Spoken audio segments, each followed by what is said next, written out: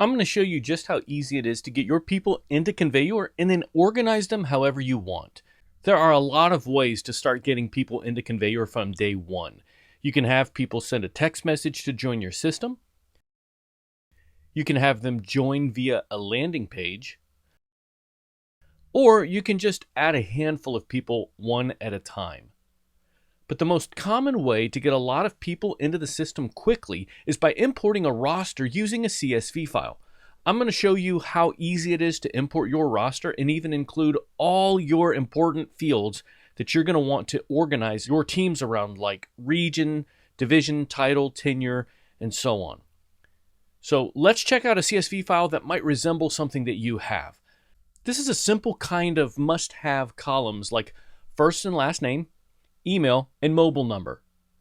Then you'll probably have a bunch of business-specific fields that you're going to want to use later to organize your group. So for our instance, we have title, region, business unit, and hire date. So let's go ahead and import it. We're just going to drag and drop our file right into there and upload it. Okay, check it out. We have all of our people imported into ConveYour. Clicking into a profile now, you can see your custom fields were added. You can change the value if you want. You can click on the value itself, and it filters down your entire roster to just those that match the value you clicked on. Now, let's say you want to send text message blasts to people based on their region. Let me show you how easy it is to organize them based on that location. So I'm going to just hop over here into groups and click Create New Group. Now I'm going to name it Northeast Region. And then I'm going to come over here and say the region is, and then we'll say Northeast. Then we'll save the group. And immediately here, it gives me an option to send a blast or to see everyone in the groups.